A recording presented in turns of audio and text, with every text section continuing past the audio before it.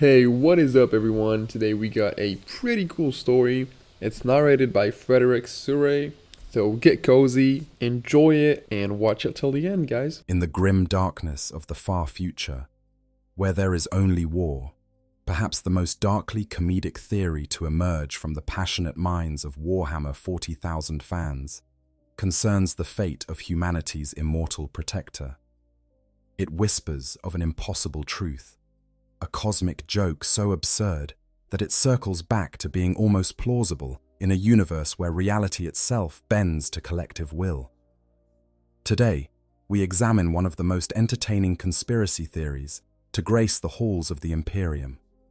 The notion that the Emperor of mankind remains alive not through ancient technology, not through the sacrifice of 1,000 psykers each day, but because the galaxy's most warlike species believes he cannot die.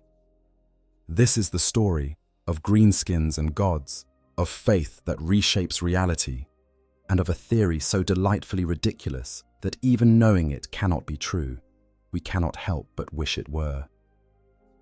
The whispers in the dark. Every setting accumulates its myths, its legends whispered between fans who have stared too long into the abyss of lore. In the Warhammer 40,000 universe, where the boundaries between impossible and merely improbable blur like watercolors in rain, these theories take on a life of their own.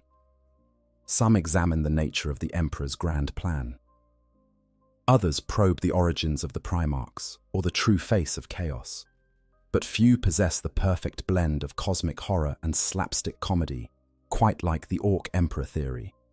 The premise is deceptively simple.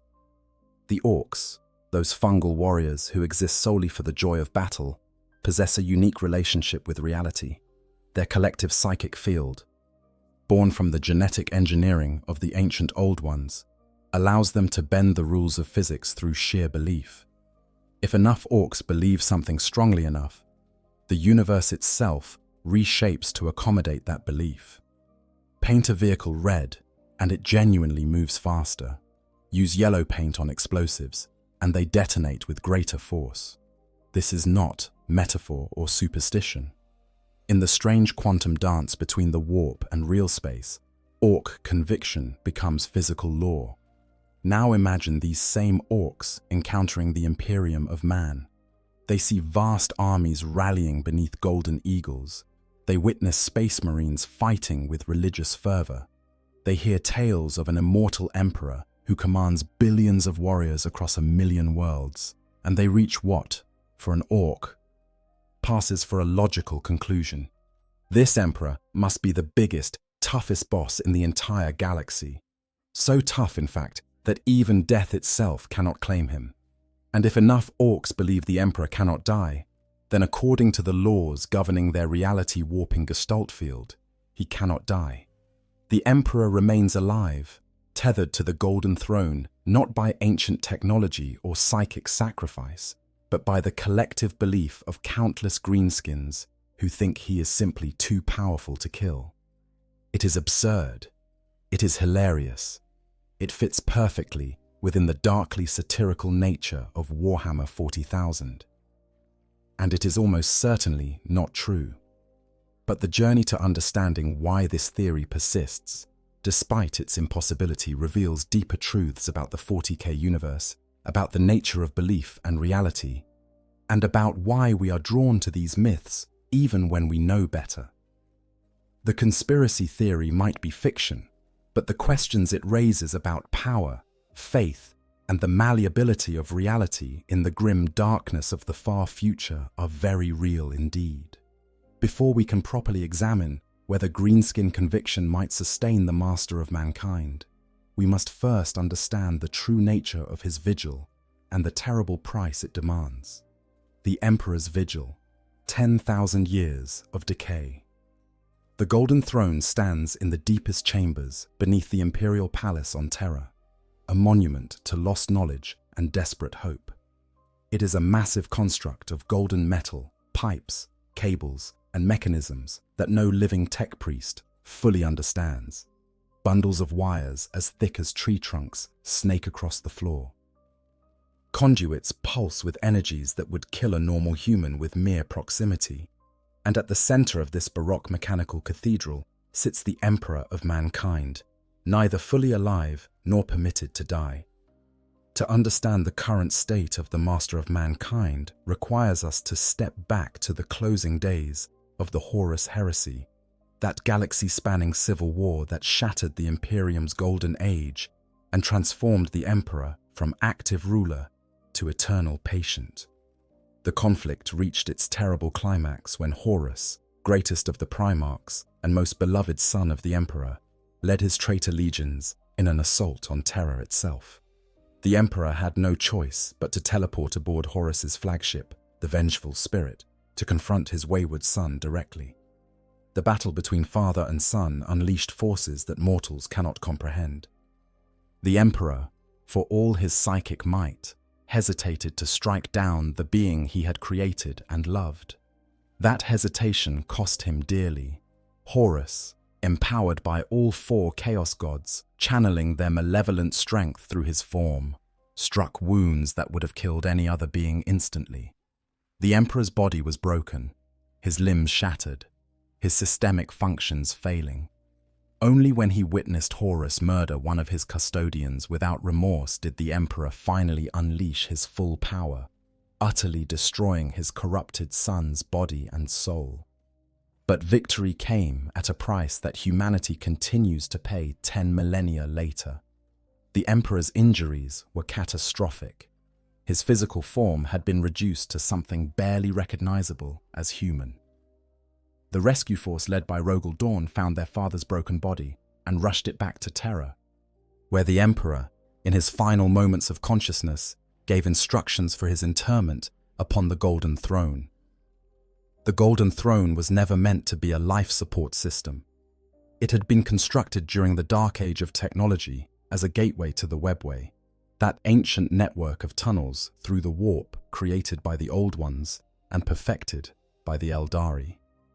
The Emperor's grand plan had been to use this device to give humanity access to the Webway, freeing the species from dependence on warp travel and the dangers it entailed.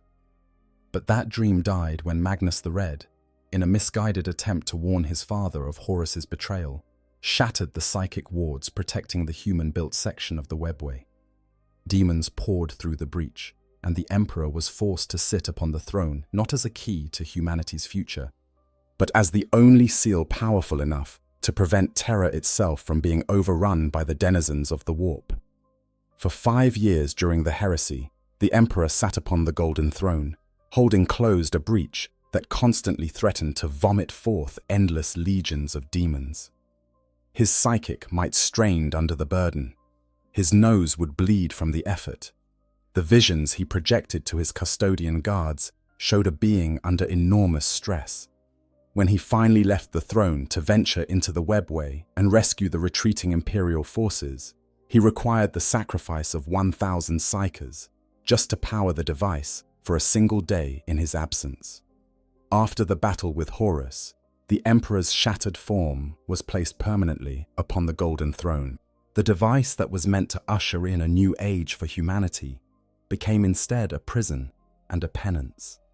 The cybernetic mechanisms of the throne interface directly with what remains of the Emperor's body, pumping fluids, regulating systems that can no longer regulate themselves, and maintaining the barest spark of life in flesh that should have died long ago. But the Golden Throne does more than sustain the Emperor's failing biology. It also connects to another ancient device, the Astronomicon. This psychic beacon burns with the light of the Emperor's mind, projecting through the warp to serve as a lighthouse for human ships navigating the treacherous currents of the Imperium. Without the Astronomicon, faster-than-light travel across the Imperium would be impossible. Ships would be lost in the warp, unable to find their destinations, condemned to drift through hell dimensions for eternity. The Astronomicon is not merely important to the Imperium's function, it is absolutely essential, and maintaining it requires a sacrifice that staggers the mind. Every single day, 1,000 psychers are fed to the Golden Throne.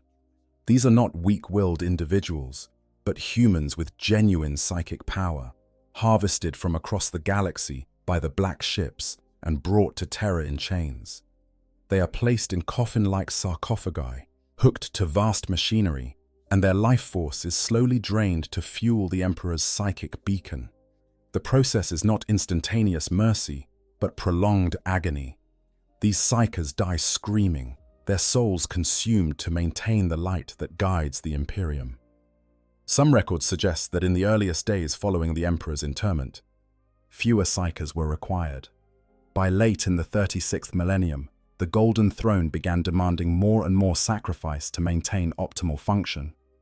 By the early 41st millennium, 4 times as many psychers were needed compared to the immediate aftermath of the heresy. The throne is failing, its ancient mechanisms degrading beyond the ability of even the Adeptus Mechanicus to repair. In the last years before the current age, tech priests discovered catastrophic failures in the Golden Throne's mechanisms. Desperate to prevent the device's collapse, several high-ranking members of the Imperium conspired to smuggle a Dark Eldar homunculus onto Terra, hoping that the aliens' mastery of flesh and machine might allow repairs that Imperial technology could not accomplish. The plan ended in disaster when the homunculus betrayed the conspirators and vanished into the depths beneath the Imperial Palace, conducting grotesque experiments in the darkness. The Golden Throne continues to decay. The Emperor's body continues to crumble, and the 1,000 daily sacrifices continue, an unending river of souls poured into an increasingly desperate attempt to maintain the status quo. If the throne fails completely, the Astronomicon will go dark. The warp breach its seals will burst open, drowning Terra in demons. And the Emperor's psychic presence, which has battled the Chaos Gods for 10,000 years, will finally be extinguished or transformed into something else entirely. This is the official truth of the Emperor's survival. Ancient technology, psychic sacrifice, and the desperate efforts of an Imperium that cannot afford to lose its figurehead. But for the conspiracy theory we examine to make any sense, we must understand the other half of the equation. We must understand the greenskin menace and the reality-warping power of their collective belief. The green tide's reality-bending power. To a casual observer, orcs appear to be simple creatures. They are massive, muscular humanoids, with green skin and a genetic predisposition toward violence. They organize into tribes led by the biggest and strongest among them. They love fighting more than anything else in the galaxy, and they pursue war with a joy that borders on religious ecstasy. But beneath this brutish exterior lies one of the most sophisticated pieces of biological engineering the galaxy has ever known. The orcs were not evolved, but created. In the ancient war in heaven, when the Cetan-empowered Necrontyr waged war against the Old Ones and their servant races, those godlike beings needed warriors who could fight endlessly without complex supply chains, could reproduce rapidly after casualties, and would never break morale, no matter how desperate the situation. The answer was the Krork, the precursors to modern orcs, engineered from the ground up to be the perfect soldiers for a war that would consume the galaxy. Every aspect of orc physiology reflects this design. They reproduce through spores released when they die, ensuring that even defeat leads to future generations of warriors. They possess genetically encoded knowledge, allowing young orcs to instinctively know how to fight, speak their language, and operate weapons without formal training. And perhaps most importantly, they were given a connection to the warp that manifests not as individual psychic power, but as a collective gestalt field. All orcs generate this field. It grows stronger when orcs gather in large numbers, and it becomes more powerful when they are enjoying themselves, which typically means when they are fighting. The gestalt field serves multiple purposes. It allows orcs to instinctively recognize who is bigger and therefore who is in charge, creating a natural hierarchy that prevents constant internal conflict. It draws orcs towards strong leaders, creating the massive migrations and crusades that the greenskins call their Great Green Tide events. And most relevantly for our discussion, it has a subtle but measurable effect on reality itself. The orc gestalt field operates on belief. If enough orcs believe something strongly enough, the field reaches into the warp and makes that belief partially real. This is not unlimited reality warping. An orc cannot simply wish their enemies dead and have it happen.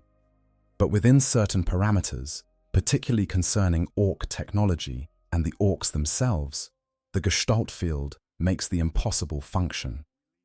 The most famous examples involve color. Orcs believe that red vehicles go faster. This is not superstition. If you paint an orc truck red, it genuinely moves faster than an identical vehicle painted green or blue. Imperial forces have tested this effect using captured orc equipment. The results are undeniable. Similarly, orcs believe yellow explosions are bigger, and so explosives painted yellow do indeed produce larger detonations. Some orcs believe purple is the stealthiest color because, as the logic goes, you never see purple orcs. Therefore, the few orcs who paint themselves purple do become somewhat harder to detect. The effect extends to weapons. An orc shooter might be nothing more than scrap metal hammered into a vague gun shape, loaded with screws, nails, and bits of broken glass. In the hands of a human, such a device would be inert junk. But in the hands of an orc, believing that it is a functioning firearm, the gestalt field makes it work. The weapon fires. The projectiles fly with deadly force. The impossible becomes mundane. This has led to wild speculation and exaggeration in Imperial accounts. Some stories suggest that orc technology is entirely non-functional without the gestalt field, that their vehicles are held together purely by belief, that their weapons have no actual mechanisms and work only through psychic power. These claims are overstated. Detailed Imperial studies, particularly those conducted during the first siege of Perlia, when guard units extensively used captured orc equipment, confirm that orc technology is crude but functional. It simply works better when wielded by orcs, and it allows for shortcuts that would be impossible for human engineering. The gestalt field also affects the orcs themselves. As a greenskin fights and survives battles, it grows larger and stronger. This is partly biological, as orcs continue growing throughout their lives. But the gestalt field accelerates and amplifies the process. The biggest orcs attract more followers. More followers means a stronger gestalt field. A stronger field makes the leader even bigger and tougher. This feedback loop can create truly massive war bosses who tower over their followers and possess strength that defies normal biology. When millions or billions of orcs gather for one of their great crusades, the gestalt field reaches astonishing levels. During the War of the Beast in the 32nd Millennium, the psychic energy generated by the largest greenskin horde ever assembled was so powerful that it manifested as a visible wave of green energy that rippled across the galaxy and registered on every psychically sensitive instrument in the Imperium. Weird boys, those orcs who serve as focal points for the gestalt energy, can channel this power into devastating psychic attacks, though the process is dangerous and uncontrolled, often resulting in the weird boy's head exploding from the built-up energy. But here, we must address a critical limitation, one that undermines the entire conspiracy theory we are examining. The orc gestalt field, for all its reality-warping power, has been carefully constrained by its creators. The old ones designed the orcs as weapons, and weapons need safeguards to prevent them from becoming uncontrollable. Every piece of evidence we have about the gestalt field's operation suggests it affects primarily orc-related phenomena. It makes orc technology work. It enhances orc physiology. It creates hierarchies among orcs. When a weird boy channels the energy into a psychic attack, it manifests as crude but effective destructive force against enemies. The field does not, as far as any reliable Imperial documentation shows, extend to altering the fundamental nature of non-orc entities or systems. This makes perfect sense from a design perspective. The old ones needed soldiers who could maintain their equipment and enhance their own combat effectiveness through belief. They did not need soldiers who could accidentally wish enemy fortresses out of existence or reshape the galaxy through collective conviction. Such unlimited power would have made the orcs as dangerous to their creators as to their enemies. The popular myths about orc belief affecting non-orc entities often cite the example of Commissar Yarrick, an Imperial Guard officer whose reputation among orcs supposedly makes him harder to kill. The theory suggests that because orcs believe Yarrick is nearly unkillable, he has become so through their gestalt field. But this confuses correlation with causation. Yarrick has survived numerous encounters with orcs, not because they believe he cannot die, but because he is an exceptional warrior, whose tactical brilliance and personal skill have allowed him to prevail in impossible situations. His reputation follows from his survival, not vice versa. Understanding these limitations becomes crucial when we examine the conspiracy theory at hand. The orc gestalt field is real. It does bend reality within specific parameters. But the question is whether those parameters extend far enough to sustain the Emperor of mankind upon the Golden Throne, or whether this is simply a case of fans conflating different mechanics and creating a delightful but ultimately false connection. The conspiracy unveiled: greenskin gods and golden thrones. The theory, in its most common form, goes something like this. Orcs are constantly fighting the Imperium of man across thousands of worlds. In these conflicts, they inevitably hear about the Emperor. They learn that he is the supreme leader of humanity, commanding armies beyond counting. They discover that he has supposedly been alive for tens of thousands of years. They witness the fanatical devotion of imperial warriors who fight in his name.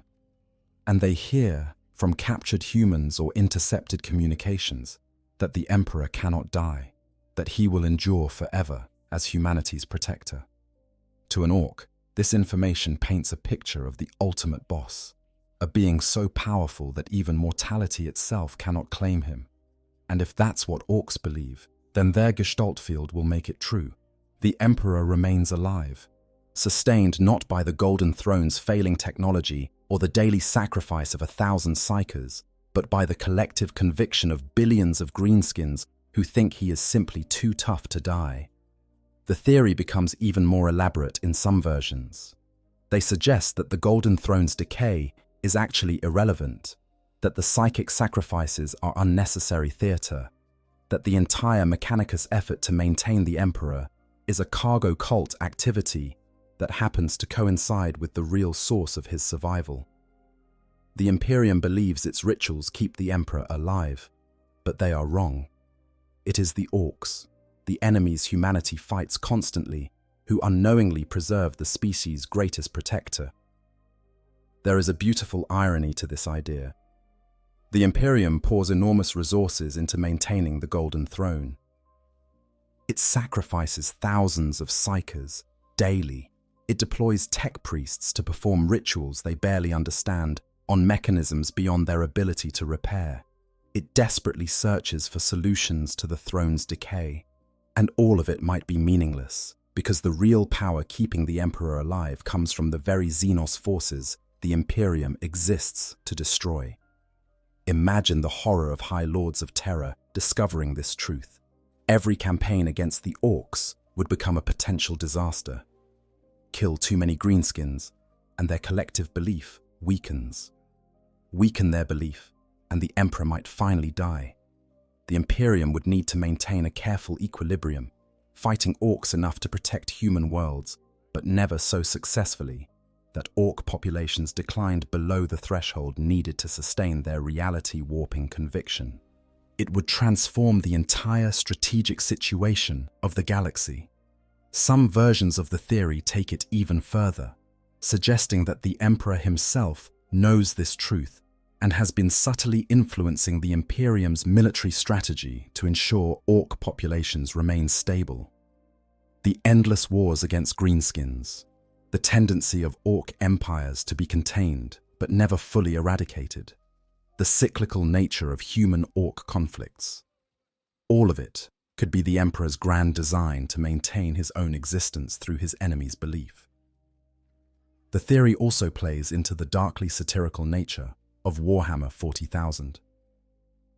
The setting has always contained elements of grim comedy beneath its grimdark exterior. The orcs themselves embody this duality, being simultaneously terrifying killing machines and sources of comic relief with their peculiar logic and enthusiastic violence. The idea that these same creatures unknowingly sustain the Imperium's god figure perfectly captures the absurdist humor that runs through the setting. Furthermore, the theory resonates with themes already present in 40K lore. Belief has measurable power in this universe. The Chaos gods themselves are manifestations of emotion and conviction. The Emperor's own divinity might be partly or wholly created by the faith of quadrillions of humans who worship him.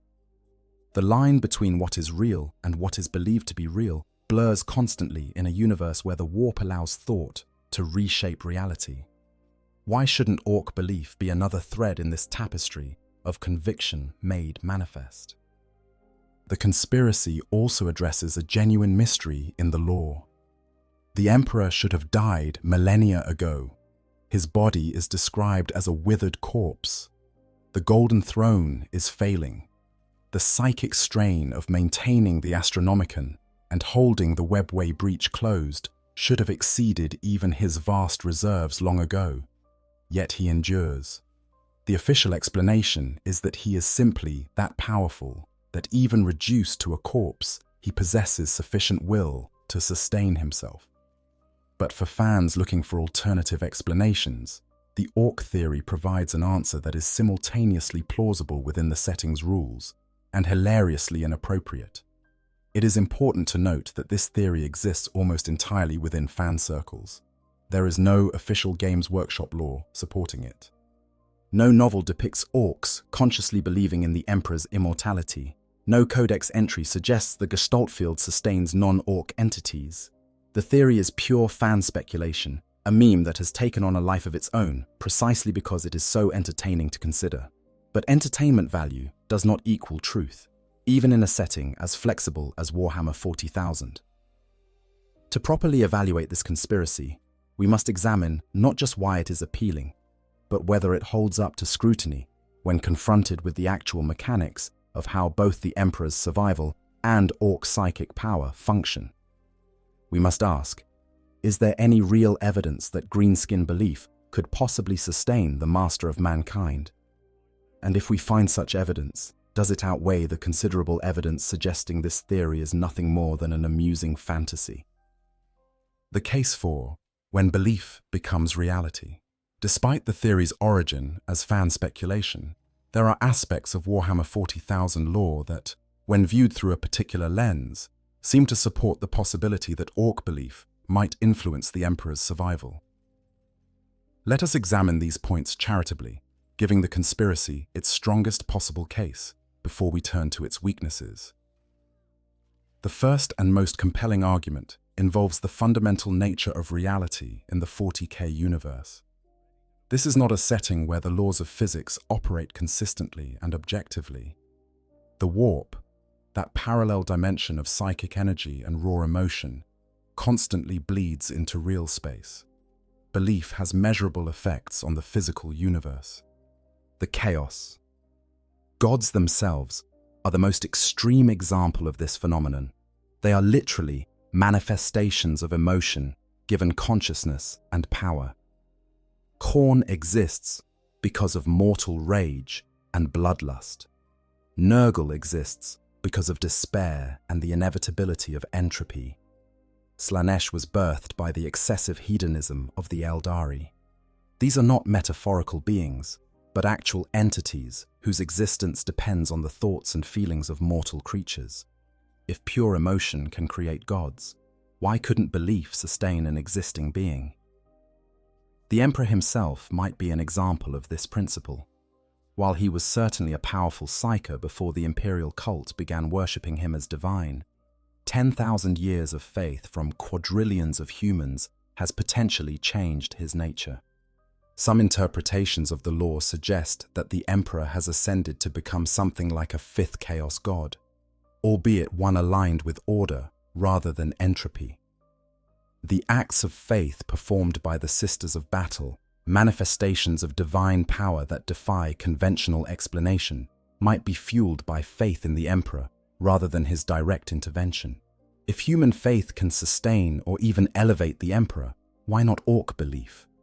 The Orcs possess a collective psychic field that demonstrably warps reality. Their conviction that red vehicles move faster makes it so. Their belief in their leaders' invincibility makes those leaders tougher and harder to kill. The mechanism by which belief affects reality is already established. The only question is whether it can cross species boundaries. And there is some evidence, however thin, that it can. The most commonly cited example involves psychic phenomena that affect enemies during major Orc crusades. When billions of Orcs gather for a crusade, the psychic energy they generate is so intense that it affects the local warp. Imperial psychers fighting near such gatherings report unusual phenomena. The Gestalt field creates a kind of psychic pressure that influences the battlefield in ways that extend beyond just enhancing Orc equipment. Weird Boys can channel this energy into attacks that very clearly affect non-Orc targets, reducing them to scorched remains or exploding their heads from the inside. If the Gestalt field can be weaponized against non-Orcs, the argument goes, then perhaps it can have other effects on non-Orc entities. You know, after researching for quite a while, I've come to believe that the Lost Primarchs represent something Games Workshop got absolutely right. I know a lot of fans want answers, want to know exactly what happened, but honestly I think revealing the full truth would ruin it. The beauty of this mystery is that it lets our imagination run wild. Every time I read a new Horus Heresy book, I'm looking for clues, connecting dots, building theories, and the fact that my theory might be completely different from yours, and we could both be right or both be wrong, that's what makes it special. Imperium erased them so thoroughly that even we, as readers outside the fiction, can know the truth. That's powerful storytelling. Sometimes the fear of the unknown, the weight of what we don't know, hits harder than any concrete answer ever could. At least that's how I see it. Anyways, back to the story. The boundary between self-affecting psychic power and external reality manipulation is not as clear as Imperial doctrine might suggest. The warp does not respect categorical divisions. Energy is energy, and if Orc belief generates enough of it, that energy might influence anything sufficiently connected to the Imperium. And the Emperor is nothing if not connected to the warp. His consciousness resides more in the Imperium than in his rotting physical form. He battles chaos gods in psychic space. He projects the Astronomicon through the warp. His very nature has become increasingly psychic over the 10 millennia of his interment. If any non-Orc being could be affected by the Orc Gestalt field, it would be one who exists primarily as a psychic entity. Furthermore, there is the matter of scale. We are not talking about a few Orcs on a single planet believing something about the Emperor. The theory requires billions or even trillions of Orcs across the entire galaxy to hold similar convictions. The Orc population is beyond precise counting, but estimates suggest they may outnumber humans. Every crusade, every conflict, every Orc who has ever heard of the Humi Emperor potentially contributes to the collective belief. At such scales, even small individual contributions compound into something genuinely significant. Consider the alternative explanation for the Emperor's survival. He has been sitting on the Golden Throne for 10,000 years, with a body that should have died within days or weeks of his injuries. The technology keeping him alive is failing, and has been failing for millennia. The psychic strain of maintaining the Astronomicon and holding the webway breach should have exhausted even his reserves long ago, yet he persists. The official explanation is essentially he is just that powerful, which is less an explanation than a statement of narrative necessity. But what if there is an additional factor, one that the Imperium does not recognize because it would never occur to them to look for it?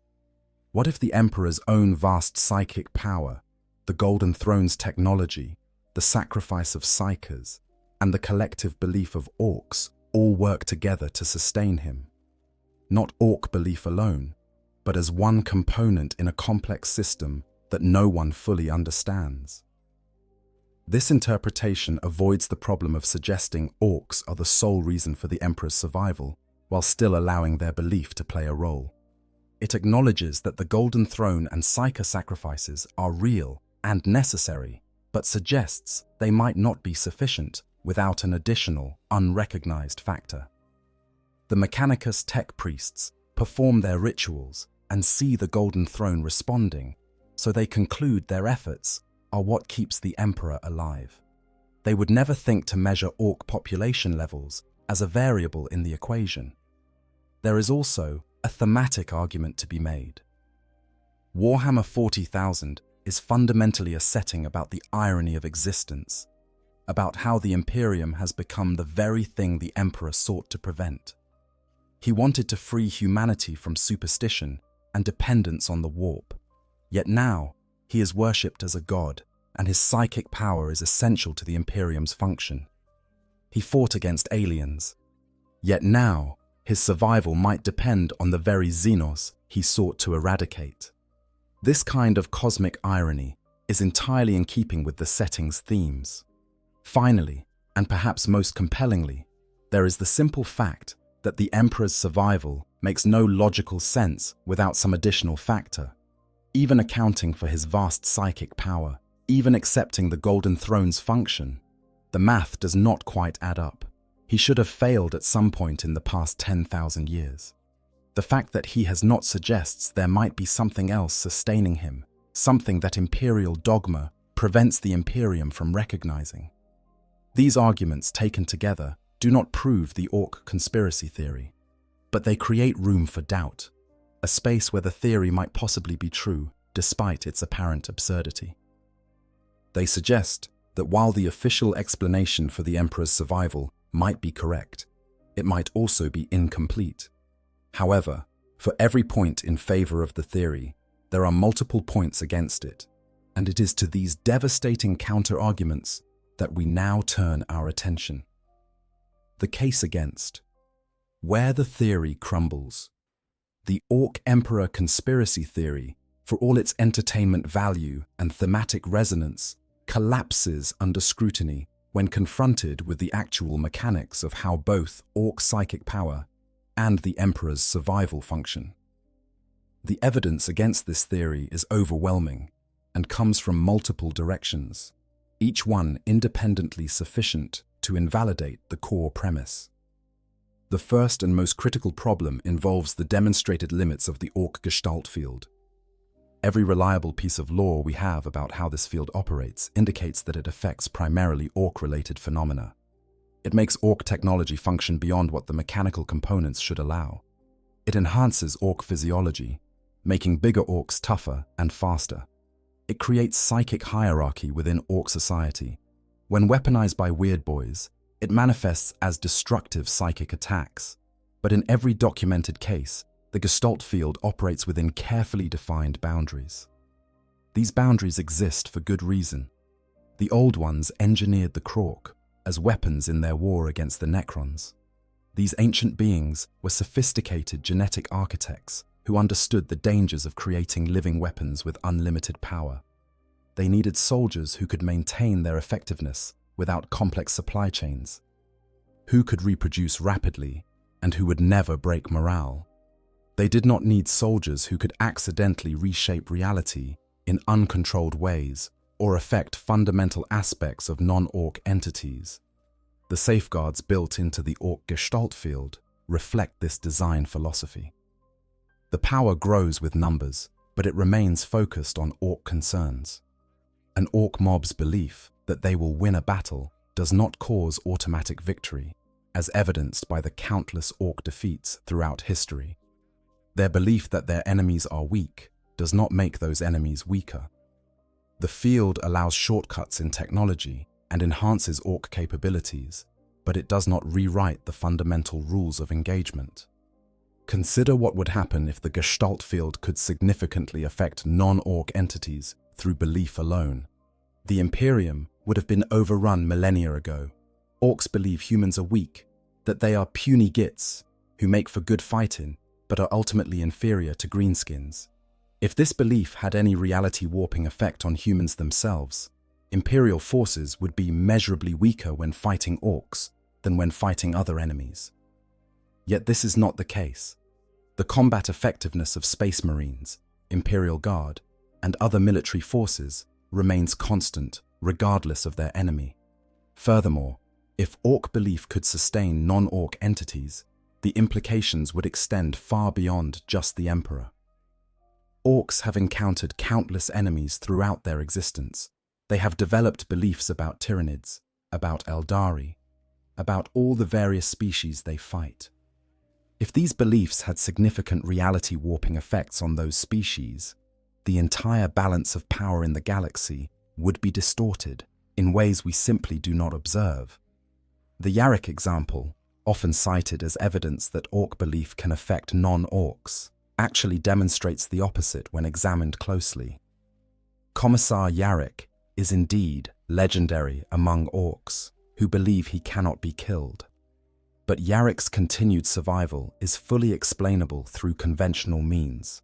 He is an exceptional military leader with extensive experience fighting orcs. He employs tactics that maximize Imperial advantages while exploiting greenskin predictability. He has survived not because orc belief makes him unkillable, but because he is genuinely skilled at avoiding situations that would kill him. The causation runs backward from what the theory suggests. Yarrick has survived many battles, therefore orcs believe he is hard to kill. His survival creates the belief, not vice versa. This is the classic post hoc ergo propter hoc fallacy, assuming that because belief follows survival, belief must cause survival. But even if we accepted that the Gestalt field could affect non-orcs, we encounter the second major problem with the theory. The vast majority of orcs have no idea who the Emperor is. The orc species is scattered across the entire galaxy. Most orcs live and die without ever encountering the Imperium, fighting instead against other orc tribes, against local alien species, or against environmental challenges on feral worlds. Even among those orcs who do fight humans, most would have no concept of the Emperor as a specific entity. Your average orc boy cares about fighting, looting, and becoming bigger. He might know that humans worship some kind of boss, but the theological and political details of the Imperium mean nothing to him. The idea of a single leader commanding all humans across the galaxy is too abstract for most orc thinking. They understand the war boss they can see, the knobs who enforce his rule, the rival tribes they fight. A distant emperor on a planet they have never heard of is simply not relevant to their concerns. For the Gestalt field to sustain the emperor, you would need a significant portion of the entire orc species to hold a specific belief about him. Not just a vague awareness that humans have a leader, but an active conviction that this emperor cannot die. The logistics of spreading such a belief across billions of orcs on thousands of worlds strains credulity. Orcs do not have universal education or mass media. Information spreads through word of mouth, through stories told between battles. The idea that a unified belief about the Emperor's immortality could propagate through the entire species is frankly absurd. Even if some orcs have heard of the Emperor, their understanding would be wildly inconsistent. Some might think he is still actively leading human armies. Others might have heard he is dead, but humans fight in his name anyway. Still others might confuse the Emperor with local Imperial governors or Space Marine chapter masters. The Gestalt field responds to collective belief. But what happens when the collective holds contradictory beliefs about the same entity? The third devastating blow to the theory comes from examining the actual mechanisms of the Emperor's survival. The Golden Throne is not window dressing or theatrical prop. It is a real device with measurable function. When tech priests perform maintenance on its systems, those systems respond. When the daily Psyker sacrifices are made, the Astronomican's intensity fluctuates in predictable ways. The correlation between Psyker input and Golden Throne output is consistent and documented. Furthermore, we know the Golden Throne is failing. The decay is not mysterious or inexplicable. It is mechanical degradation of components that no one knows how to repair. Specific systems within the throne have been identified as malfunctioning. The rate of psyche consumption has increased over millennia as the device becomes less efficient. This is all consistent with a technological system operating beyond its designed lifespan, not with a psychic phenomenon that should remain relatively stable if it depended on Orc belief. If Orc belief were truly sustaining the Emperor, we would expect his condition to fluctuate based on Orc population levels and their awareness of him. Yet this is not what we observe. The Emperor's decline has been gradual and consistent, tracking with the mechanical degradation of the Golden Throne rather than with any external factor, like Orc crusade activity or population changes. The fourth problem involves the nature of the Emperor's existence itself. He is not simply a physical being kept alive by life support. His consciousness actively works to maintain the Astronomicon, battle chaos entities in the warp, and hold closed the webway breach beneath the Imperial Palace. These are not passive functions, but active psychic labor requiring vast reserves of power. The Astronomicon alone requires enormous psychic strength to maintain. It is described as a beacon that shines through the warp with the intensity of a second sun, visible across half the galaxy. This is not something that could be sustained by belief alone, even the collective belief of billions of Orcs. It requires actual psychic energy, which must come from somewhere. The daily sacrifice of psychers provides that energy. Remove that sacrifice, and the Astronomicon would dim regardless of what Orcs believe. Similarly, the webway breach represents an active threat that requires constant psychic pressure to contain. Demons constantly push against the seal the Emperor maintains. This is not a question of whether he exists, but whether he possesses sufficient power to hold back the forces of chaos. Orc belief that the Emperor cannot die does nothing to provide the actual psychic strength needed for this titanic struggle. The fifth, and perhaps most philosophically interesting counterargument, involves the nature of belief in the warp. Yes, belief has power in Warhammer 40,000. The Chaos Gods prove this, but the mechanism by which belief generates warp entities or affects reality is not simple or straightforward. The Chaos Gods required the concentrated emotion and conviction of entire species over thousands or millions of years to coalesce. Slaanesh was born from the fall of the Eldari, not from casual belief, but from civilization-ending excess. For Orc belief to sustain the Emperor, we would need their collective conviction to generate sufficient warp energy to maintain his existence. But Orcs have their own warp entities, Gork and Mork. They're twin gods who embody different aspects of the Orcish nature.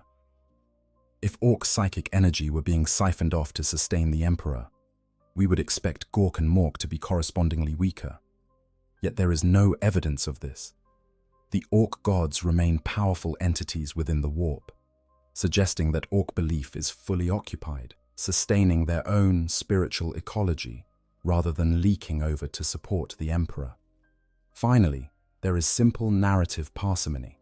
The official explanation for the Emperor's survival, that the Golden Throne's technology combined with daily psychosacrifice provides the energy needed to sustain him, requires no special pleading, no hidden mechanisms, no unobserved phenomena.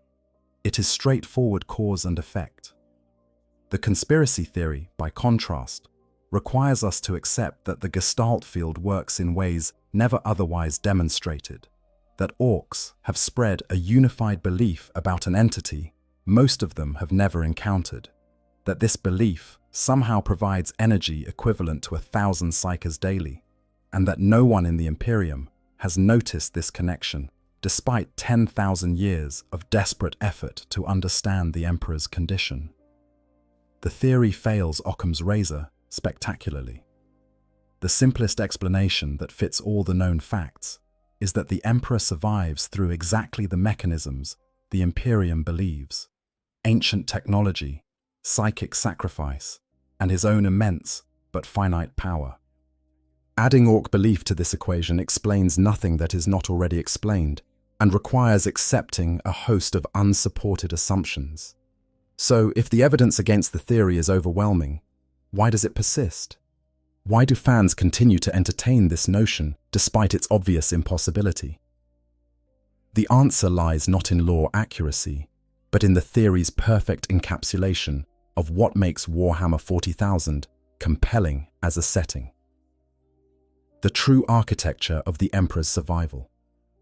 Having thoroughly examined and largely dismissed the Orc conspiracy theory, it is worth taking a moment to appreciate the actual mechanisms by which the Emperor endures upon the Golden Throne. The real explanation, while less humorous than greenskin involvement, is no less remarkable and in many ways more terrible than any conspiracy could suggest. At the core of the Emperor's survival sits the Golden Throne itself, an artifact from the dark age of technology that represents the pinnacle of human achievement in psychic engineering. The device was built to interface with the webway, that network of tunnels through the warp created by the Old Ones and perfected by the Eldari. It was meant to be a gateway, a portal that would allow humanity to travel the galaxy without exposing themselves to the dangers of warp navigation. The technology involved is so advanced that even the Adeptus Mechanicus, who worship technology as divine, cannot fully comprehend its function. They can perform maintenance rituals, replace components with acceptable substitutes, and pray to the machine spirits they believe inhabit the device. But true understanding of the throne's operating principles died with the collapse of human civilization during the Age of Strife. What remains is cargo cult knowledge, procedures followed because they have always been followed, with no one truly understanding why they work. The Golden Throne's connection to the Emperor is not simply mechanical. The device interfaces directly with his psychic essence, creating a symbiotic relationship between ancient technology and impossible consciousness. The Emperor's mind extends through the throne's systems, using it as both anchor and amplifier. His power, vast beyond human comprehension, is channeled through the device to accomplish tasks that would be impossible for any other being. Chief among these tasks is the maintenance of the Astronomicon. This psychic beacon burns with the brilliance of a star forged from pure thought. It projects through the warp, providing a fixed reference point by which human navigators can chart courses through the chaotic currents of the Imperium. Without the Astronomicon, the Imperium would fragment within months. Planets would be isolated, unable to receive supplies or reinforcements. The great machine of imperial government would grind to a halt. The Emperor maintains this beacon through constant psychic effort. It is not a passive process, but active labor that never ceases. For 10,000 years, every moment of every day, the Emperor has burned with the intensity needed to guide humanity through the darkness. This alone would be sufficient to tax even his reserves. But the Astronomicon is only part of the burden. Beneath the imperial palace, sealed by the Emperor's psychic might, lies the shattered remnant of his grand design, the human-built section of the webway. When Magnus the Red broke through the psychic wards protecting this construction, he created a permanent breach through which demons could pour into real space. The Emperor has held this breach closed for 10 millennia, preventing an endless tide of warp entities from overrunning Terra itself. This too is not passive containment, but active struggle. The forces of chaos constantly push against the seal, probing for weaknesses, applying pressure that would shatter any lesser mind. The Emperor battles them in psychic space, a war that has no witnesses and no respite. The casualties of this conflict are measured in demonic essence rather than mortal blood, but the stakes could not be higher. Should the Emperor's concentration waver for even a moment, the breach could widen catastrophically. To sustain these dual burdens, the Emperor requires a constant influx of psychic energy. This is where the daily sacrifice of psykers enters the equation. These are not volunteers, but conscripts, taken by the black ships from across the Imperium and brought to Terra in chains. They are placed in sarcophagi, connected to vast machinery that forms part of the greater Golden Throne complex, and their life force is methodically drained. The process is brutal and prolonged. Each psyker experiences the sensation of their soul being pulled apart, fed into the ravenous hunger of the Golden Throne systems, which in turn channel that energy to the Emperor. The pain is beyond description. Some psykers go mad before their death is complete, their screams echoing through chambers that no one but tech priests and custodians ever visit. 1,000 souls per day, 365,000 per year, over 3.5 billion in the 10,000 years since the Emperor's interment. Each one a person with hopes, fears, dreams, and potential, all consumed to maintain the existence of a single being. The scale of the sacrifice staggers comprehension, a monument to the Imperium's utilitarian calculus where any cost is justified if it preserves humanity's figurehead. But the sacrifice is not arbitrary or unnecessary. Attempts to reduce the number of psykers fed to the throne have immediately resulted in the Astronomicon dimming. The correlation is direct and measurable. Remove the energy source and the Emperor's power wanes. This provides strong evidence that the official explanation for his survival is accurate. He endures because the Golden Throne and psyker sacrifice provide the energy he needs to maintain his functions. Yet even with this massive influx of power, the Emperor's condition deteriorates. His body continues to decay despite the throne's best efforts to preserve it. The organic matter that once housed the most powerful psyker humanity has ever known is now little more than desiccated flesh clinging to bones, kept from total dissolution only by the throne's life support systems. Some descriptions from those few who have been permitted to view him suggest that his body has degraded to the point where it barely resembles anything human, but the body is merely a vessel. The Emperor's true existence has migrated almost entirely into the psychic realm. His consciousness roams the warp, battling chaos entities, guiding worthy souls, and maintaining the countless threads of psychic influence that hold the Imperium together. He has become more concept than person, more force than individual. Whether he retains anything of his original personality and goals is a matter of theological debate among those few who dare question. The Golden Throne itself degrades as well, its mechanisms failing in ways that cannot be repaired. By the late 41st millennium, the device requires 4 times as many psyker sacrifices as it did immediately after the heresy. This increased consumption reflects growing inefficiency as components wear out and bypass systems are jury-rigged to replace failed subsystems. The tech priests do what they can, but they are fighting a losing battle against entropy and time. Some mechanisms within the throne have failed entirely, their function either redistributed to other systems or simply lost. Each failure increases the strain on the remaining components, accelerating the overall decay.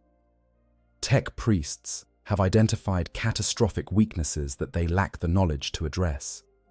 The Golden Throne is dying, and when it finally fails completely, the Emperor's physical form will die with it. What happens then is a matter of speculation.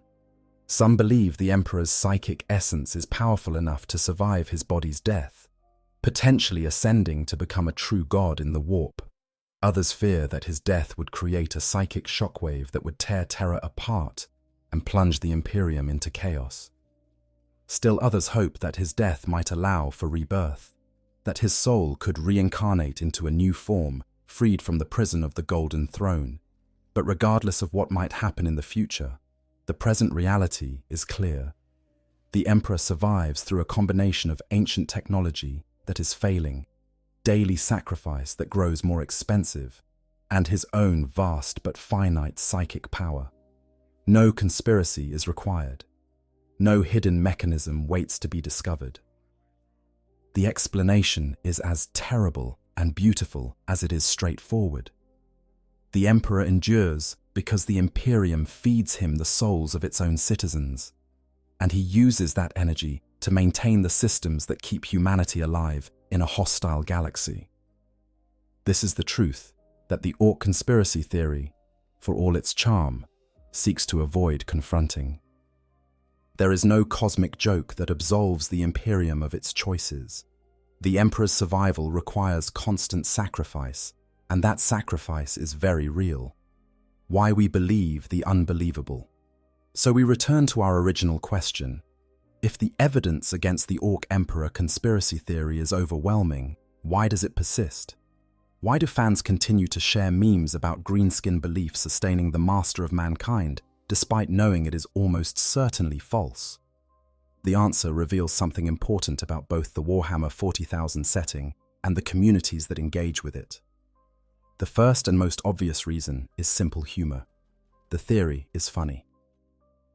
The image of the Imperium desperately sacrificing psychers and performing elaborate rituals to maintain the Golden Throne, while the real reason for the Emperor's survival is that orcs think he is too tough to die, is comedy gold. It subverts expectations in exactly the right way, taking two serious elements of the lore and combining them into something absurd. Warhammer 40,000 has always had a complex relationship with humor. The setting is grimdark, filled with suffering and horror beyond imagining. But it is also, at its heart, satirical. It began as a parody of totalitarian regimes and religious excess, with the Imperium's worst aspects deliberately exaggerated to highlight their absurdity. The Orcs embody this satirical element more than any other faction, being simultaneously terrifying and ridiculous. The Orc Emperor theory perfectly captures this duality. It is absurd, but it is absurd in a way that feels thematically appropriate. The setting is full of cosmic ironies, of plans that backfire and cause the opposite of their intended effect. The Emperor wanted to free humanity from superstition, yet now he is worshipped as a god. He sought to eradicate aliens, yet his psychic war is against entities born from human emotion. Adding one more irony, that his survival depends on the very Xenos he despised, fits the pattern. The theory also serves as a release valve for the setting's relentless grimness. After reading about the daily sacrifice of 1,000 psychers, about the Emperor's 10,000-year agony, about the Imperium's slow collapse into madness and decay, there is something deeply satisfying about a theory that suggests it is all unnecessary. The horror becomes comedy, the tragedy becomes farce, and for a moment, the weight of the setting's darkness lifts. But the theory persists for deeper reasons than just humor. It represents a kind of fan engagement that goes beyond passive consumption of lore. By creating and propagating this conspiracy theory, fans demonstrate ownership over the setting. They are not just reading what Games Workshop publishes, they are actively participating in the mythos, adding their own interpretations and ideas. This kind of creative engagement is vital to long-term fan communities. Official lore provides the framework, but fan theories, artwork, fiction, and discussion fill in the gaps and keep the community alive between releases. The Orc Emperor theory has become so widespread that it serves as a kind of shibboleth, a piece of shared knowledge that marks someone as part of the community. When a new fan encounters the theory and has it explained to them, they are being inducted into a tradition of creative speculation that extends far beyond what is officially canon. The theory also functions as a teaching tool. Explaining why the Orc Emperor theory does not work requires understanding how both the Gestalt field and the Golden Throne actually operate. A new fan might hear the theory, find it amusing, and then seek out information to verify it. In the process, they learn about Orc psychic mechanics, the limitations of the Gestalt field, the Emperor's history, and the function of the Golden Throne. The conspiracy becomes an entry point for deeper engagement with the lore. Furthermore, the persistence of the theory reflects something genuine about how information spreads in fan communities. Ideas take on lives of their own, mutating and evolving as they pass from person to person. Someone might encounter a meme about Orc belief, keeping the Emperor alive, not realize it is meant as a joke, and share it as if it were actual lore. Others might see that sharing and assume it must be true because they trust the source. Before long, the theory has spread far beyond its original context, and some fans genuinely believe it is canon. This pattern is not unique to Warhammer 40,000. Every large fandom develops these kinds of persistent myths, ideas that are widely shared but not actually supported by source material. The difference is that Warhammer 40,000's deliberately ambiguous lore and unreliable narration create an environment where such myths can flourish. The setting encourages speculation and interpretation. It presents contradictory accounts of the same events and leaves major questions deliberately unanswered.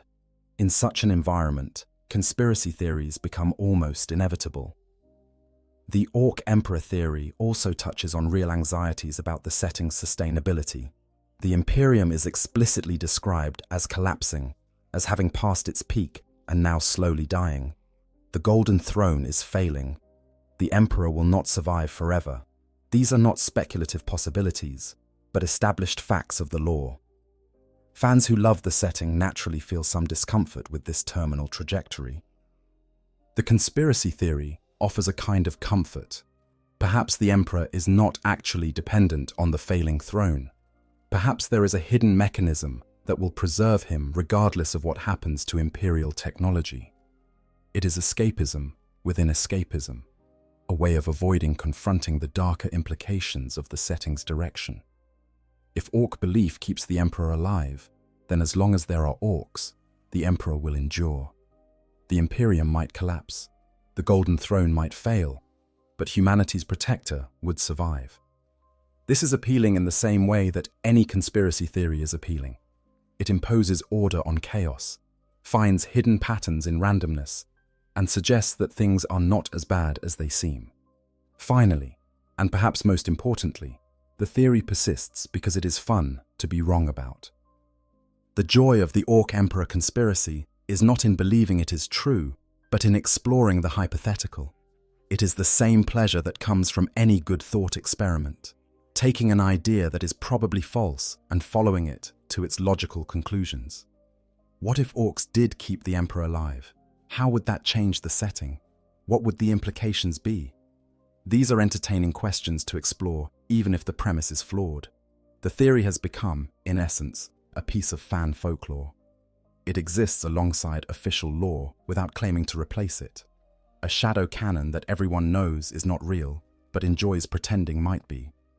It is passed from veteran fans to newcomers as a kind of initiation, shared with a wink and a nod that acknowledges its absurdity while celebrating its cleverness. And in the end, that might be the theory's greatest strength. It does not need to be true to be valuable. It enriches the community experience, provides entry points for discussion, and adds another layer of humor to a setting that can sometimes take itself too seriously.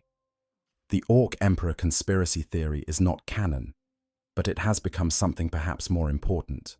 It has become legend. Other legends of Orc reality warping.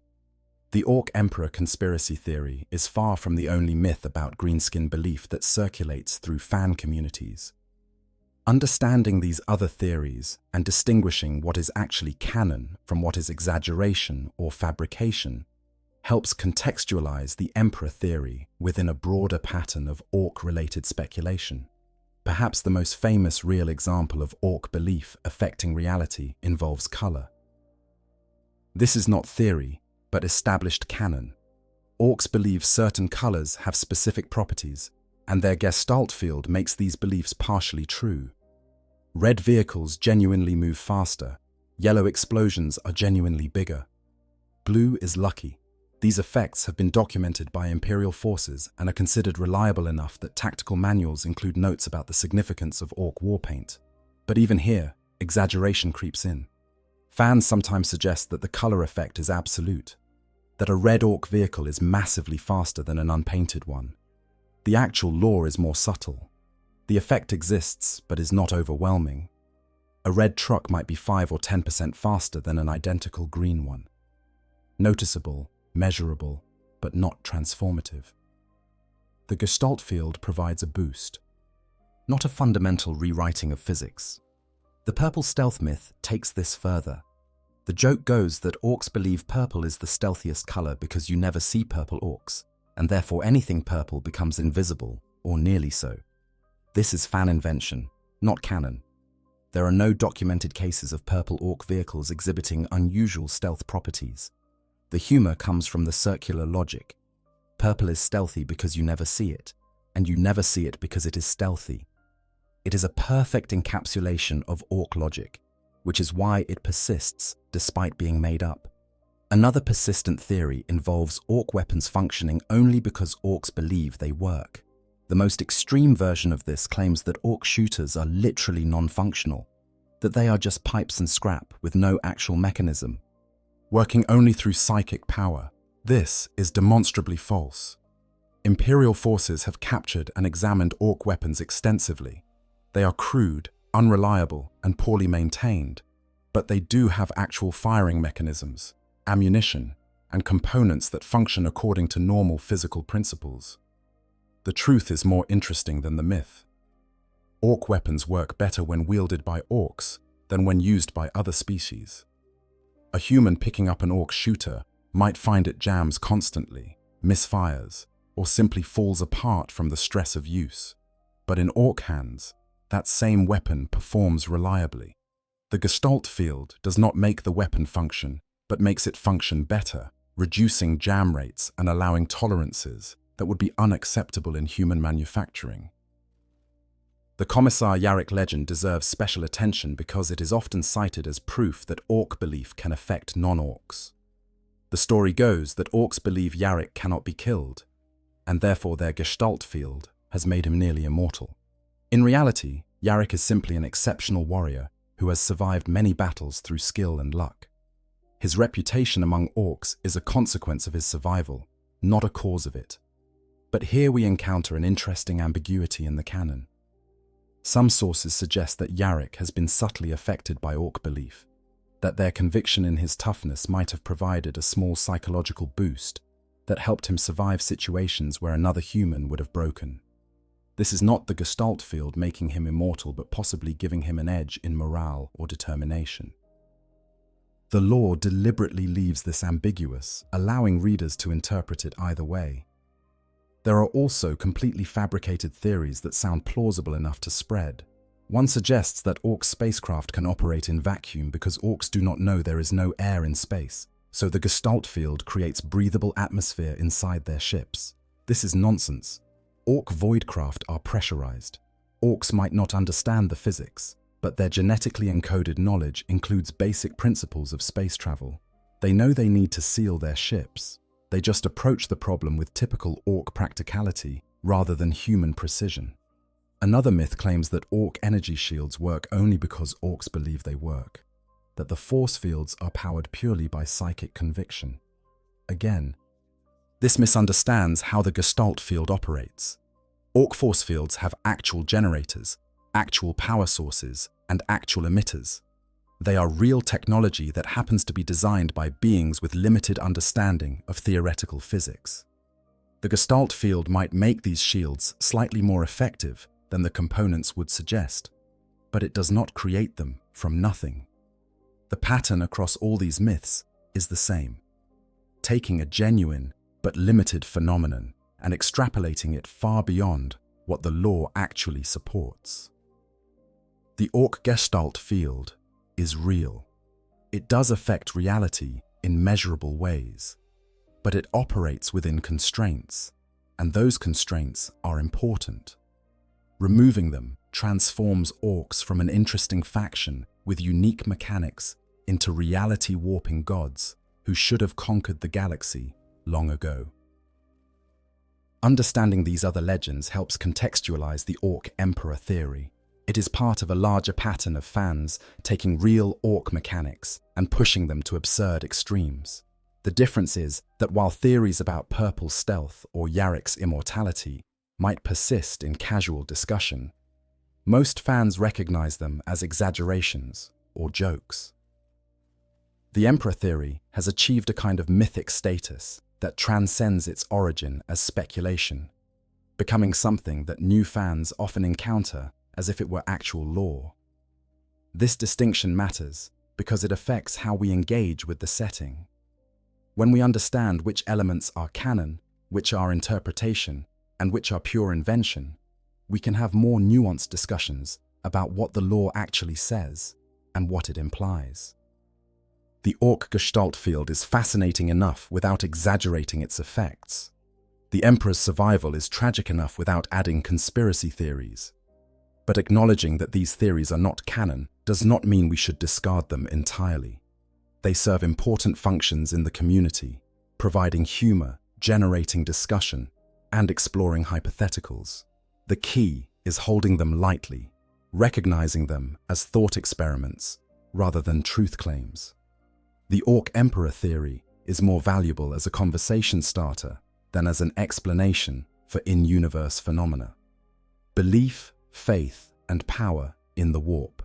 To truly understand why the Orc Emperor theory fails, and paradoxically why it appeals to us despite that failure, we must examine the deeper question of how belief actually functions in the Warhammer 40,000 universe. The relationship between faith, psychic power, and reality in this setting is complex and often misunderstood, creating the space for theories like this to flourish. The warp, that parallel dimension of psychic energy, is fundamentally shaped by emotion and conviction. It is not a passive realm, but a reactive one, responding to the thoughts and feelings of sentient beings in real space. When creatures experience strong emotions, those emotions generate ripples in the warp. Over time, these ripples can coalesce into distinct entities or affect the nature of the warp itself. The Chaos Gods are the most extreme example of this phenomenon. Khorne emerged from eons of violence and bloodshed, coalescing from the cumulative rage of countless wars into a conscious entity that embodies and feeds upon martial fury.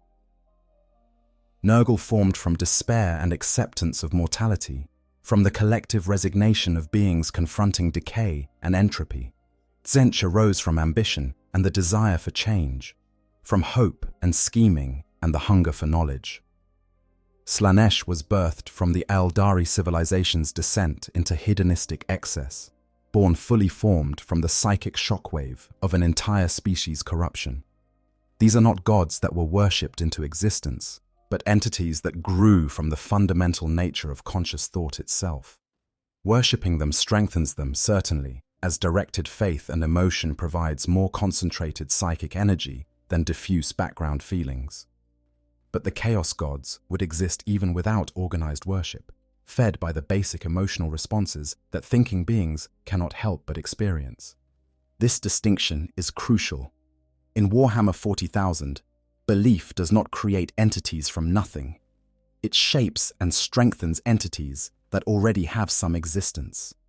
The difference between making something real and making something stronger is the line that the Orc Emperor theory crosses. The Emperor existed as a powerful psyker long before anyone worshipped him as divine. His survival on the Golden Throne is not dependent on humanity's faith, though that faith may have changed his nature over the millennia.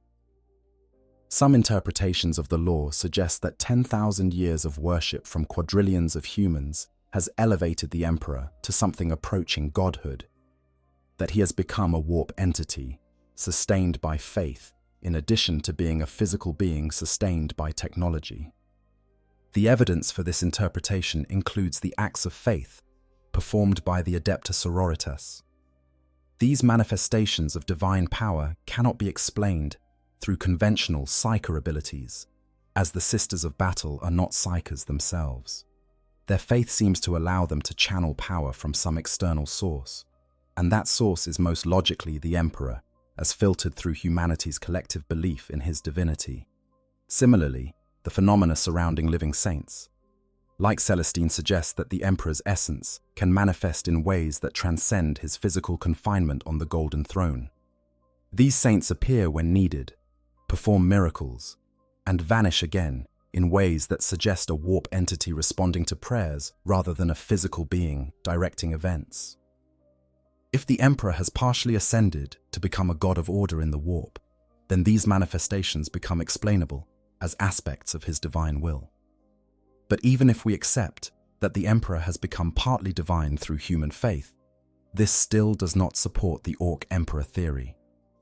Human faith in the Emperor is focused, intentional, and unified in its core message. The Emperor is divine. The Emperor protects. The Emperor endures. Quadrillions of humans across millions of worlds pray to him, think of him, direct their hope and fear and devotion toward him. This creates a coherent psychic current that can affect the warp. Orc belief about the Emperor, even if it existed in any significant quantity, would be diffuse, confused, and contradictory. Some orcs might have heard humans talk about their boss, but this would not translate into anything like worship or sustained belief. Orcs have their own gods, Gork and Mork, who embody the dual aspects of orcish nature. Their psychic energy is already directed toward these entities, not toward the Emperor. Furthermore, the mechanism by which human faith might affect the Emperor is fundamentally different from how the Orc Gestalt field operates. Human faith generates psychic energy that flows into the warp, where it can strengthen or sustain entities that exist in that realm. The Orc Gestalt field is more limited and focused, primarily affecting physical reality in ways that benefit orcs directly. The distinction is between top-down and bottom-up effects. The Orc Gestalt field works from the bottom up. Orc belief affects orc technology and orc capabilities directly. Human faith in the Emperor works from the top down. It flows into the warp, affects the Emperor's presence there, and any benefits to humanity come as secondary effects of his power. These are categorically different types of psychic phenomena. Conflating them is like treating electricity and magnetism as the same thing, because both involve invisible forces. They are related, certainly, as both involve the warp and both respond to consciousness.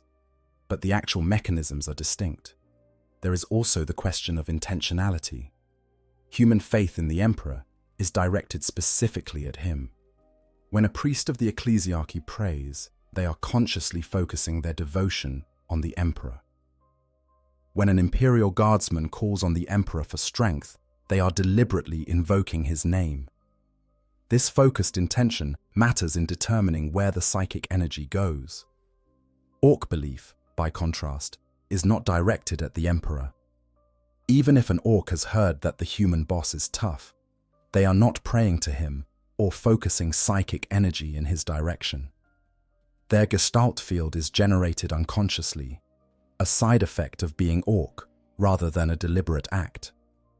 This ambient psychic radiation is what makes their technology work and their leaders stronger, but it is not the kind of focused power that could sustain a specific entity. The warp also responds to different types of emotion in different ways.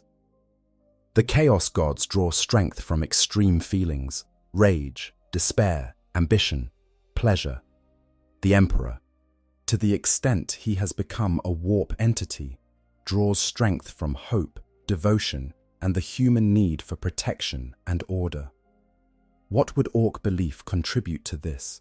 Orcs do not hope in the way humans do.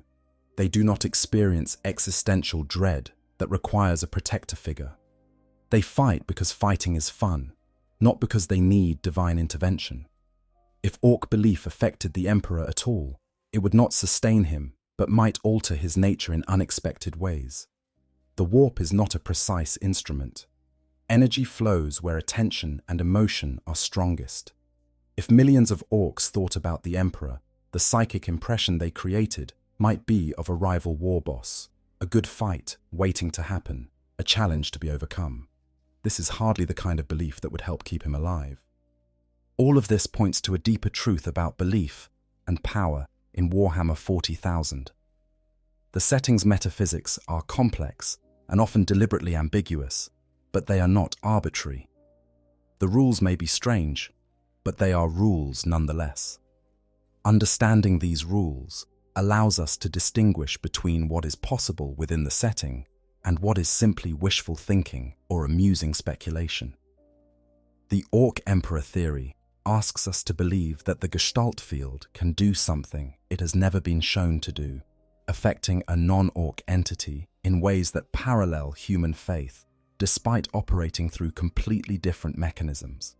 It requires us to accept that millions of orcs who have never heard of the Emperor somehow sustain him through belief they do not hold. It demands that we ignore the documented function of the Golden Throne and psych a sacrifice in favor of a hidden mechanism that conveniently explains away the setting's darkest elements. In short, it asks us to believe in magic in a setting where even psychic power operates according to consistent, if bizarre, principles. If it were true, a galaxy rewritten. But let us indulge the fantasy for a moment.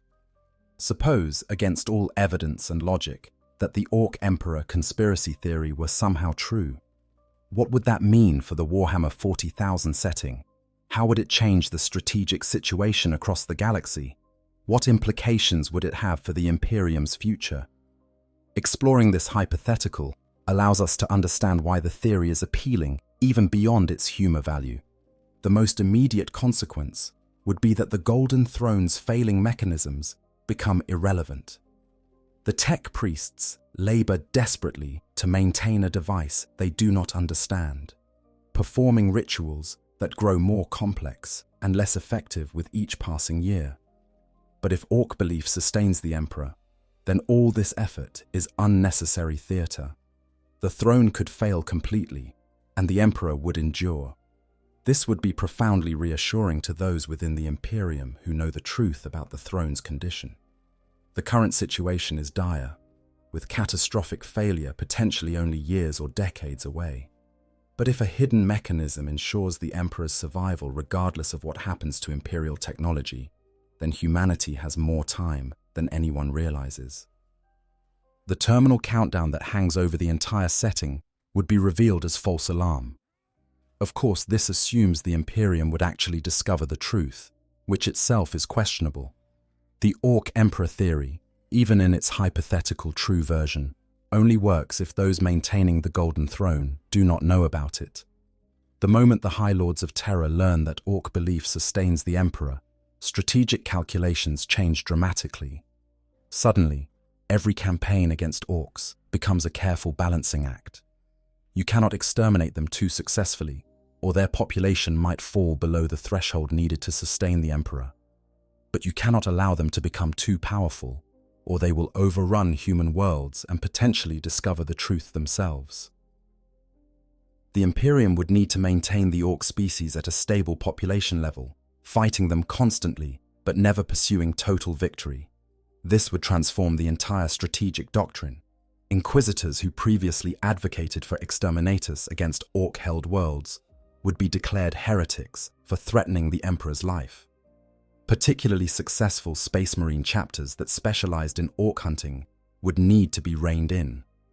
The Ordo Xenos would undergo a schism between those who accepted the new reality and those who could not reconcile protecting the Emperor with preserving Xenos.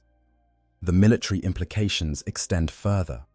If the Imperium needed to maintain Orc populations, they would need to manage those populations.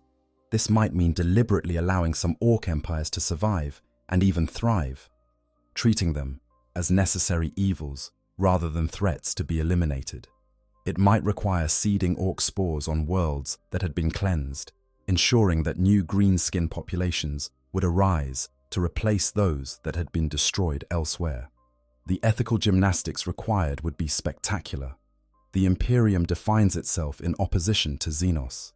The Emperor's Great Crusade was explicitly intended to unite humanity and eradicate alien threats. The ecclesiarchy preaches that Xenos are abominations to be destroyed without mercy. Yet now the highest authorities would need to secretly preserve the very aliens they publicly condemn. The parallels with 1984's Doublethink are impossible to ignore. The Imperium would need to simultaneously wage total war against Orcs while ensuring that total war never actually succeeds. This cognitive dissonance would extend through every level of the military and civilian government, creating fertile ground for corruption, conspiracy, and eventual collapse of the entire system. There would also be the question of what information to share and with whom. Only the highest-ranking members of the Imperium could be trusted with this knowledge. Space Marine. Chapter Masters, Inquisitor, Lords, High Lords of Terror. Perhaps a few hundred individuals across the entire galaxy would know the truth. Everyone else would continue fighting orcs in good faith, not realizing they were participating in an elaborate charade. But secrets in Warhammer 40,000 have a way of being discovered. Chaos would learn the truth through its demonic spies. The Eldar would perceive it through their farseers. Eventually, some inquisitor or tech priest would piece together the pattern and expose the conspiracy. When that revelation came, it would shatter faith in the Imperium's leadership and potentially trigger civil war between factions that accepted the necessity of preserving orcs and those that saw it as ultimate heresy. From the orc perspective, the theory's truth would be even more delicious. They would be the unwitting saviors of humanity, keeping the species god alive through sheer accident of belief. If any orc learned this truth, the reaction would be split between those who found it hilarious and those who saw an opportunity to exploit it. Imagine a war boss cunning enough to realize that threatening to stop believing in the Emperor's immortality gives him leverage over the entire Imperium. Give us this sector, or we'll start telling our boys that your boss is dead. The Imperium would be held hostage by the very creatures it despises, forced to negotiate and compromise with Xenos to prevent their god's death. The Chaos Gods would find this situation particularly amusing. They have fought the Emperor for millennia, seeking to corrupt or destroy the anathema who opposes them. Learning that his survival depends on the most uncorruptible species in the galaxy would be a cosmic joke of magnificent proportions. Orcs cannot fall to chaos. Their psychic connection is too different, their gestalt field too insular. The very trait that makes them impossible to corrupt would be what preserves their greatest enemy. Tzeentch, god of plots and schemes, would appreciate the layers of irony. Nurgle would enjoy the Emperor's continued decay despite survival. The eternal undeath made possible by the most vital and life-affirming species. Horn would not care about the mechanism, only that it ensures endless war continues. Slaanesh alone might be disappointed, as there is no particular excess or pleasure involved in greenskin belief. The theory's truth would also have implications for the Emperor's potential resurrection or ascension. One popular hope among some in-universe factions is that if the Emperor were permitted to die, his soul would be free to reincarnate or ascend fully to godhood in the warp. But if orc belief keeps his consciousness bound to his dying body, then this transformation becomes impossible. He would be trapped forever in his current state, unable to die and unable to be reborn. This transforms the Emperor from a figure of tragic nobility into one of cosmic horror. He would be eternally aware, eternally suffering, eternally denied the release of death by the unwitting faith of his enemies. The Imperium sacrifices 1,000 psykers per day, not because it helps, but because they do not know it is unnecessary. The Emperor screams silently, held in place by the very aliens he sought to destroy, while his servants labor under the delusion that they are helping. Of course, all of this assumes that orc belief would continue if they knew the truth. The meta-question becomes, if orcs learned that their belief keeps the Emperor alive, would they stop believing? Or would they continue out of sheer contrariness, enjoying the absurdity of the situation? Orc psychology is alien enough that the answer is genuinely unclear. These hypothetical explorations reveal why the Orc Emperor theory, despite being false, captures imagination so completely. It turns the grim darkness of the far future into something approaching dark comedy. It suggests that the great cosmic struggle has a punchline, that the Emperor's terrible sacrifice and the Imperium's desperate efforts are undermined by the universe's sense of humor. In a setting defined by tragedy and futility, this offers a different flavor of absurdity. But ultimately, exploring what would happen if the theory were true only reinforces why it is not. the implications are too destructive to the setting's fundamental themes. Warhammer 40,000 works because there are no easy answers, no hidden mechanisms that make everything okay. The Emperor's survival requires real sacrifice. The Imperium's struggles are genuine. The darkness is not relieved by cosmic jokes, but by the small lights that mortals create through determination and sacrifice. The Orc Emperor theory is fun to contemplate, but it would make for a worse story if it were true. Conclusion: the perfect myth. We arrive at the end of our examination having confirmed what we suspected from the beginning. The Orc Emperor conspiracy theory is almost certainly false. The evidence against it is overwhelming. The Gestalt field does not work that way. Most orcs do not know about the Emperor. The Golden Throne's function is real and measurable. The daily sacrifice of psychers produces observable results. Every piece of official lore contradicts the theory's central premise. And yet the theory endures, spreading through fan communities with the persistence of genuinely good mythology. It appears in memes, in forum discussions, in casual conversations between hobbyists. New fans encounter it and must have it explained. Veterans share it with affection, tinged by irony. It has become part of the shared language of the Warhammer 40,000 community, despite having no basis in actual canon. This persistence tells us something important about what we value in the setting. We are drawn to Warhammer 40,000, not just for its surface-level grimdarkness, but for the possibilities it creates for speculation and interpretation. The deliberately ambiguous lore, the unreliable narrators, the gaps in the historical record, all of these invite us to create our own theories and engage with the setting as active participants rather than passive consumers. The Orc Emperor theory represents this engagement at its finest. It takes established mechanics from different parts of the lore and combines them in unexpected ways. It asks, what if, and follows that question to its logical conclusion.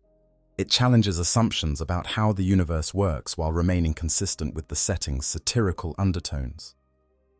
Even proven false, it enriches our understanding by forcing us to articulate why it is false, what the actual lore says, and how the different systems actually function. The theory also serves as a kind of cultural touchstone, a shared reference point that creates community.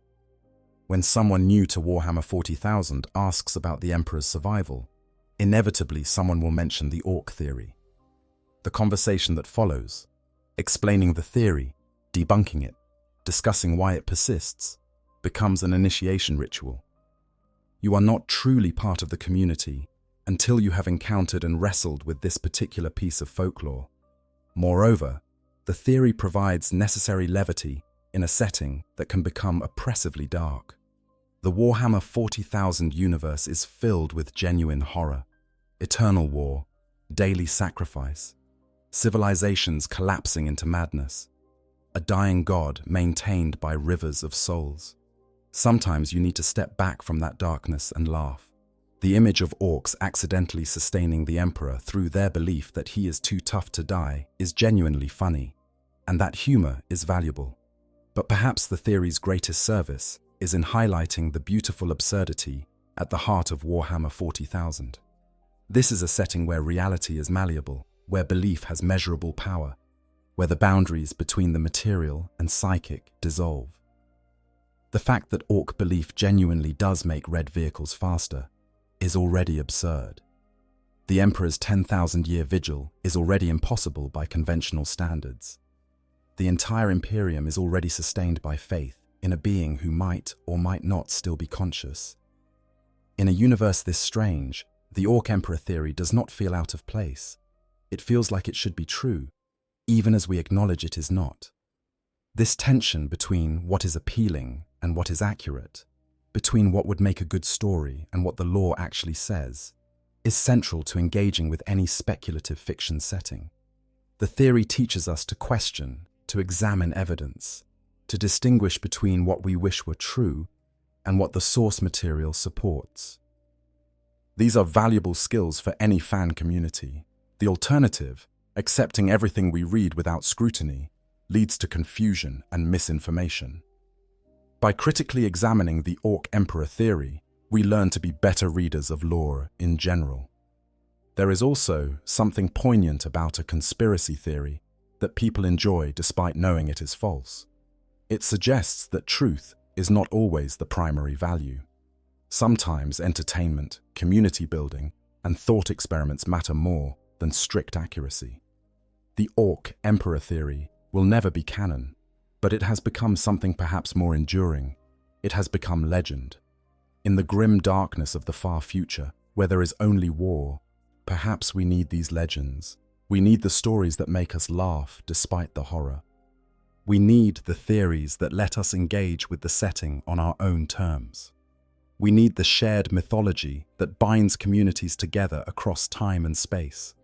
The Emperor of mankind sits upon the golden throne, sustained by ancient technology and daily sacrifice, battling demons in psychic space while his body slowly decays. This is the official truth, grim and terrible and magnificent in its tragedy. But somewhere in the galaxy, an Orc war boss hears tales of the Humi boss who cannot die, thinks that's a proper tough git, and charges back into battle with renewed enthusiasm. Does that belief sustain the Emperor? Almost certainly not. But it sustains us, the community of fans who have made this setting our own. And in the end, perhaps that is what matters most. If you have made it this far in our exploration of one of the most delightful conspiracy theories in Warhammer 40,000 lore, thank you for your attention. Whether you encountered this theory for the first time today, or have been sharing it with new fans for years, you are now part of its ongoing life.